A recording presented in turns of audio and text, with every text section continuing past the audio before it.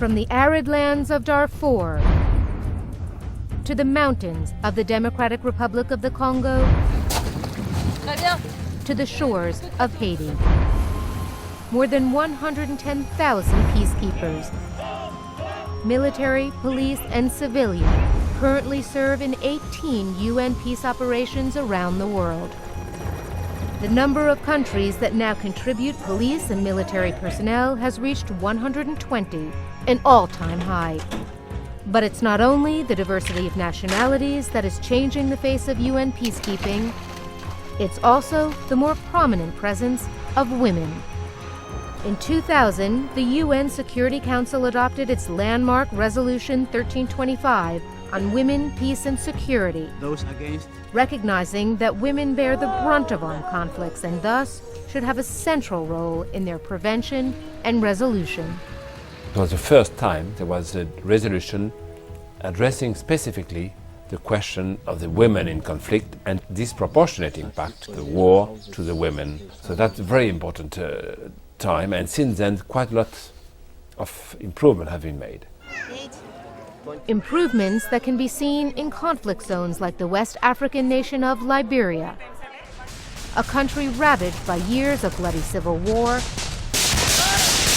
that saw hundreds of thousands killed, is now a country at the forefront of promoting women's participation in society. After UN-assisted elections, history was made. Liberia has the first female president of Africa, and that plays an enormous role for the future development of the country. Liberian women and children, girls, have a whole different hope for the future. Liberia is one of the very first countries in Africa that launched the national plan for the implementation of Resolution 1325. Among the many recommendations of that resolution, the expansion of the role of women in UN peacekeeping, including in positions of leadership. Ellen Margreta Loy leads the UN peacekeeping mission in Liberia. She sees firsthand the severe toll the brutal conflict took on Liberia's women, many of whom were also combatants themselves, some 20,000 of whom were disarmed through UN efforts. Out of the conflict has come consensus on the importance of women's role in rebuilding Liberian society. Today, Liberia is rebuilding its security institutions, including a new national police force, one that includes women. An inspiration is coming from the role model created by the UN female peacekeepers on the ground in Liberia, including this all-women police unit from India. Armed, they patrol the streets and reach out to the youth, here teaching them self-defense. Others have gone beyond the call of duty by providing medical assistance to hundreds in a community where few health facilities exist. To have strong, confident and capable women, international women police officers in that environment, I think sends all the right messages. You know, if these women can do it, if this is what the international community is saying to us, then why can't the women in this society do the same thing? And the answer is there's no reason why they can't. They can and they should. And it seems they are. After the Indian peacekeepers' arrival, there was a 300% increase in the number of Liberian women applying to become police officers, like these graduates. You are the ones to uphold the law.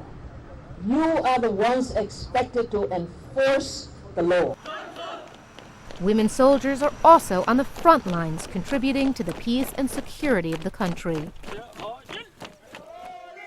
It's early morning, and Sergeant Dora Dordoy is already working as the first female physical training instructor in Peacekeeping's Ghana Battalion in Liberia. I've taken that challenge upon myself, that what a man can do in every activity or in every field, I can also do it. She's one of 250 female troops on the ground here and leads a team of 9 soldiers. They patrol the streets, talk to people, and look for signs of potential unrest.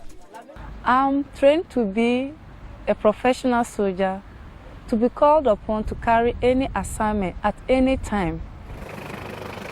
Around the world, women in peacekeeping missions are instrumental in the struggle to maintain stability and may offer unique assets. In the Democratic Republic of the Congo, for example, where rape has all too often been used as a tool of war, the presence of women peacekeepers can open doors. It's often easier for them to approach a woman and to share whatever the issue is and the experiences that they've had. It breaks down barriers, I think. And in Haiti, female officers are patrolling the borders and reaching out to those in need. One is still a woman with the heart, the sensitivity, with tears, with all the feelings of a woman. But one can work, and even more so in peacekeeping missions. But while the importance of female peacekeepers is without doubt, their numbers are still small.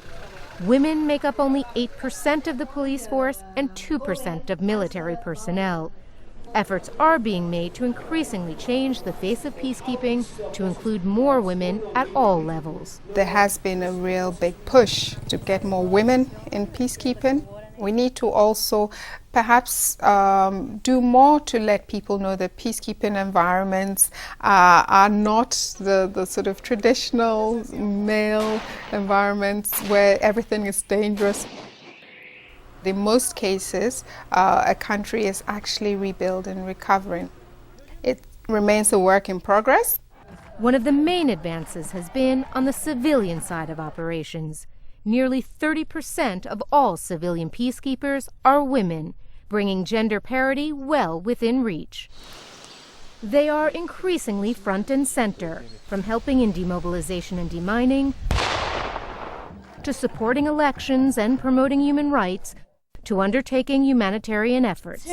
They're also fast becoming the face and voice of peacekeeping, playing key roles in informing the local population of their mission's mandates and objectives. We have done quite a lot, but we can do much more. It's very clear that if we want the local women to be part of the solution in post-conflict situation, in mediation, in reconstruction, they must feel empowered, and the confidence for them comes of having women as interlocutors in peacekeeping.